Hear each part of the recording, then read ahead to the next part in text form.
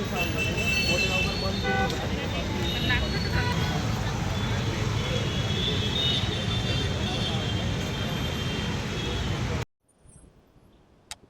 तर आज नीटचा पुन्हा पेपर होतोय. मागे देखील 3 जूनला या ठिकाणी पेपर, सॉरी 3 मेला या ठिकाणी पेपर झालेला होता, परंतु आता फुटीनंतर या ठिकाणी पुन्हा पेपर घेतले जातो. तर पेपर फुटणे ही एक फारच निंदनीय गोष्ट आहे. सर्वसामान्य जनतेच्या दृष्टीने आणि जो गरीब शेतकरी वर्ग आहे, सर्वसामान्य कुटुंबातून मजुराची काही मुलं आहेत, कामगार वर्गाची काही मुलं आहेत आणि ती जी मुलं आहेत त्यांच्यावर निश्चितच या पेपर फुटीचा अन्याय झालेला आहे. त्यामुळे शासनाला माझं असं आव्हान आहे की हा जो गैरप्रकार घडतोय आणि आपल्या नाशिक सारख्या सुसंस्कृत शहरातून घडतो, ऐतिहासिक शहरातून घडतो, ही बाब अतिशय निंदनीय आहे. जे कोणी असं कृत्य करतात त्यांना शासनाने कठोर शिक्षा दिली पाहिजे आणि सर्वसामान्याला न्याय दिला पाहिजे, ही माझी माफक अपेक्षा आहे शासनाकडनं. नाही तर आम्ही आम जनता शासनाला कदापि माफ करू शकणार नाही. ती निश्चितच शासनाला याची जाणीव सर्वसामान्य मजूर, कामगार, शेतकरी करून देतील अशी मला खात्री आहे. आपण या ठिकाणी कुठून आलाय?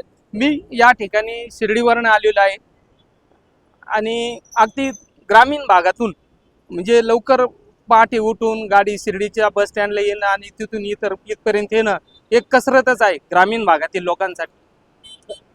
तर शासनाला माझी या येण्या जाण्याच्या दृष्टीने विनंती असेल की मुलांना, ग्रामीण भागातली मुलं जर असले तर जवळपासच्या तालुक्यामध्येच जवळजवळ त्यांना सेंटर्स मिळाली पाहिजे, असंही नियोजन शासनाने करणं गरजेचं आहे. आणि हा जो दुबार भाग मुलांच्या माथी मारलेला आहे परीक्षेचा, ही जबाबदारी शासनानेच उचलायला पाहिजे होती. नुसतं परीक्षा फी माफ करून सर्वसामान्यांना मला वाटतं न्याय मिळालेला नाही आणि ग्रामीण भागातल्या लोकांना या दुबार परीक्षेचा मुलांनाही मनस्ताप झाला आणि पालकांनाही झालेला आहे, याची नोंद शासनाने घ्यावी. खरं तर शुभम खेरनार जो या पेपर फुटीचा मास्टर माइंड मानला जातो, हा देखील आपल्या नाशिकमधनं येतो, एका ग्रामीण भागातनं तो येतो आणि तो स्वतः डॉक्टर असताना देखील त्याने असं कृत्य केलेलं आहे. याबद्दल काय असेल?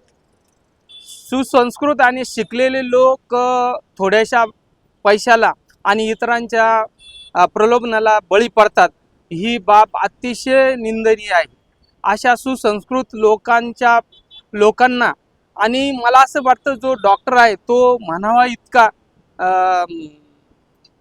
त्या शासनाच्या दृष्टीने किंवा ज्या परीक्षा घेण्यात आलेल्या होत्या त्यामधला तो प्रगल्भ आणि अनुभवी नव्हता, तरी त्याला त्या ठिकाणी आमच्या माहितीनुसार सर्व्हिस मिळाली आणि त्यांनी त्याचा गैरफायदा घेतलेला दिसून येतोय.